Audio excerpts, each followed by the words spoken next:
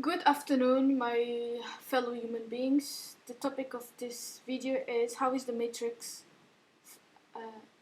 putting obstacles in our way so that in order that we avoid our entitled right to be creators of our life. Okay? By shifting our attention from our thoughts, our emotions and feelings, and our actions. So the purpose of the Matrix is to, and I'm going to read a comment I wrote, the purpose is to create dissonance in the body, which means stress, and disharmony by believing in two opposing ideas at the same time. That's doublespeak. That's cognitive dissonance. That's gaslighting. From the outside world, and to convince people that life happens to you, not from you. Life always happens from you, by your inner world, and by aligning your thoughts, emotions, feelings, and actions. Okay? And transforming your subconscious conscience. Okay? By doing the tools I've already talked about in this video. To deny the innate creational capability of the human being, in a few nanoseconds to transform reality from fear to unconditional love, from narcissism to codependence, to infinite capabilities with nature, from ego to togetherness, to oneness. Okay? And in the video that I will put the link down below, it is a video from one of my favorite professors, that I am very happy that YouTube exists. Hallelujah. From Jerry Cross. He's a professor of psychology in the University of California. And he created a video in 2012 that based on the book that it is the Media Matrix, how propaganda and mass media are impacting America's contact with reality. And he explains how we're actually being enslaved by the Matrix, okay, by shifting our attention, okay, by doing entertainment, okay. And there are 6 propaganda tools, but he only talks about 4. As soon as I will manage a good video that explains the other 6, I will do that. I will add that. So he explains 4 propaganda tools, 4 manipulation tools, 4 distraction techniques to shift your attention so that you forget your inner world, to create disharmony. There is reframing.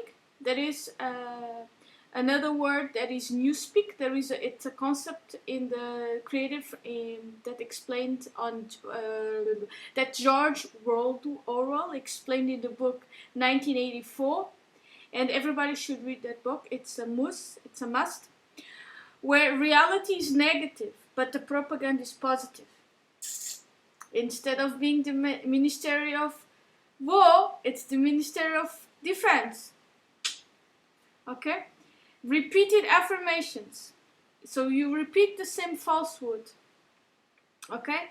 Like 2 + 2 is 5. And he gives the example from Goebbels, from the Nazi time, that if you repeat the same lie over and over and over, it goes to your subconscious and it becomes true. And then you have vicarious or imitative learning, that you reward negative behavior. And it's very interesting that he gives the example of the 60 Seconds movie, that the character that was played by Nicolas Cage steals a car in 60 seconds, and the robberies in Canada in that weekend rose a certain percentage. So, and the last point he makes is this distraction and denial, is that you see that's gaslighting. You see a fact, but you ignore it, okay, and you pretend it doesn't exist, okay. In the middle of the conversation of the presentation, he talks about what is delusion. And delusion is a false idea about the world, and he explains it by the cat. And there are also collective illusions, and I found I'm laughing already because of of the example of Sam Wagner, because I think his opinions are so good that they are comical, and his work is so good that it's comical. So I'm gonna play it. This 47 seconds, I hope he doesn't mind. It's from Sam Wagner, so you can listen to it. America, with its self-imputed exceptionalism, is a malignantly narcissistic culture.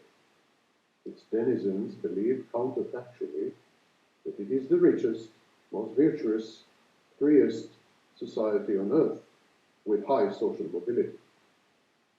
Reasonably, they are convinced that everyone is destructively envious of them. This renders them paranoid and violent. An early and observant traveler, Alexis de Tocqueville, noted this siege mentality and warned that the United States is walking a thin line between freedom and authoritarianism. Okay, that's it. And I will, as always, leave the links of the sources. So if you go back to the video where I explain what I've understood between the game of the higher self and the matrix, is basically, the more narcissistic a person is, the less will understand this manipulative game, because this person does not have the heart chakra that tells her the dissonance that is going on. Okay? It is very important to understand that only people that are emotionally independent, that they have the three brains working, the intellectual brain, the heart brain, and the gut working in consonance, okay, in harmony, will be able to detect these games that are being played. Okay, so this is it. Thank you very much for listening to me. Comment, like, subscribe. For donation, there is the PayPal link down below, and share the video on the social media. Thank you very much. Have a nice day. Bye.